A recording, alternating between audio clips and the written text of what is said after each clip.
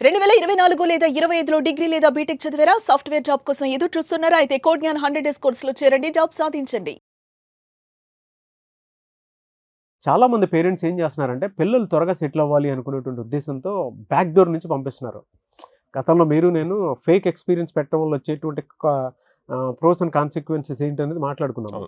ఇప్పుడు పిల్లలకి ఏంటంటే కెరీర్ గ్యాప్ వచ్చినటువంటి వాళ్ళకైనా సరే మా పిల్లలు సెటిల్ అయితే చాలనుకుని వచ్చిందల్లా అంటే వాళ్ళు సంపాదించిన దాంట్లో ఎంతో కొంత బయటికి తీసి అప్పు చేసినా సరే కట్టేసి పిల్లల్ని సెటిల్ చేయాలనుకున్నటువంటి వాళ్ళు చాలా మంది ఉన్నారు. దీని కాన్సిక్వెన్సెస్ అసలు ఎలా ఉంటాయి సార్? అసలు సార్ బేసిక్ గా చాలా మంది పేరెంట్స్ మీరు కెరీర్ గ్యాప్ అంటున్నారు, కెరీర్ గ్యాప్ కూడా కాదు, ఫ్రెషర్స్ కూడా చేస్తున్నారు.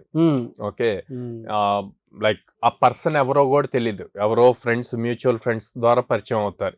పరిచయం అయ్యి బాగా టాక్టివ్ ఉండి ఓకే నాకు ఇట్లా తెలుసు కంపెనీస్, నేను ఇలాగా డైరెక్ట్ జాబ్ ఇప్పిస్తాను, ఇంత అవుతుంది సమ్ ఎక్స్, వాళ్ళ ఎక్స్ కూడా చాలా హైలో ఉంటున్నాయండి అని చెప్తే స్టూడెంట్ ఆబ్వియస్ గా కన్విన్స్ అవుతాడు, అరే టైం వేస్ట్ చేయటం ఎందుకు, వస్తుంది కదా, ఇంకొంచెం ఎక్కువ ఇన్వెస్ట్మెంట్ చేసాం అనుకుందాం, ఫీజు పే చేసాం అనుకుందాం అన్న పాయింట్లో వెళ్ళి పేరెంట్ ఆబ్వియస్గా పేరెంట్ ఫస్ట్ ఎప్పుడు కూడా యాక్సెప్ట్ చేయండి.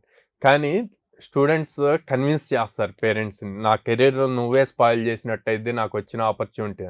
పేరెంట్ ఏమనుకుంటారు, నిజమేనేమో ఆపర్చునిటీ మంచిదేమో, మన చేతులారా మనం ఆపర్చునిటీ మిస్ చేస్తున్నామేమో అన్న యాంగిల్లో థింక్ చేస్తారు అన్నమాట. అంతే కదా సార్. థింక్ చేసి పాపం వాళ్ళు తినకపోయినా లేవు అంటే గనక బయట నుంచి తెచ్చి కడతారు. కట్టాక 3-4 monthsలోనే వాళ్ళు లే ఆఫ్ అవుతారండి. ఎందుకు? అక్కడ అంత చేసి వెళ్ళినప్పుడు ఆ స్కిల్ ఉండాలి, ఆ స్కిల్ సెట్ ఉండట్లేదు. ఓకే, ఆ స్కిల్ సెట్ ఇంపార్టెంట్. అది లేకుండా వాళ్ళు మనీ పే చేసి మీరు జాబ్లోకి వెళ్ళాక మీరు ప్రూవ్ చేసుకోవాలి కదా. అట్లా ఎంతమంది ప్రూవ్ చేసుకుంటున్నారు, అది కూడా ఇంపార్టెంట్. సో నేను పేరెంట్స్కి చెప్పేది ఏంటంటే ఫస్ట్ మీరు అసలు అట్లాంటివి ఎంకరేజ్ చేయొద్దు.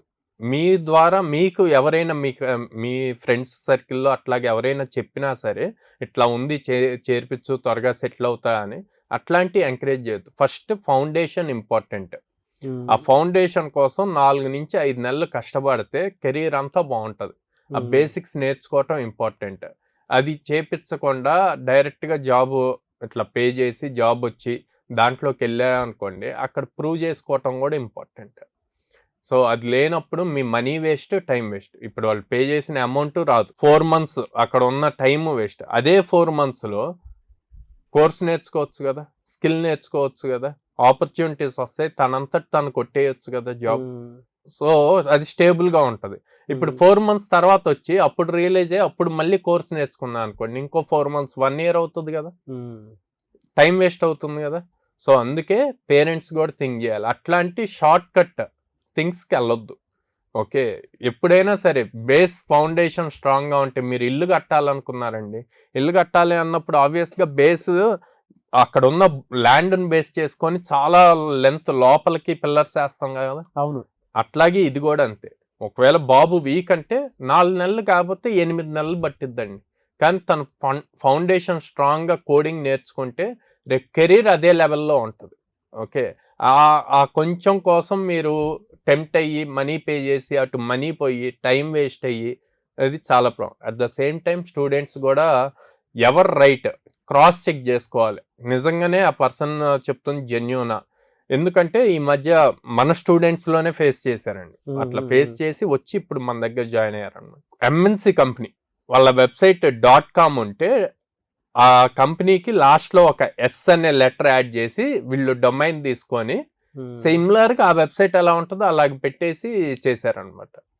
అరే నిజమే కదా, సేమ్ వెబ్సైటే కదా, ఆ డొమైన్లో ఎస్ జనరల్గా హ్యూమన్ మీరు చూస్తే మన మధ్యలో ఏదైనా ఒక వర్డ్లో ఒక లెటర్ మిస్ అయినా మనం చదివేస్తాం.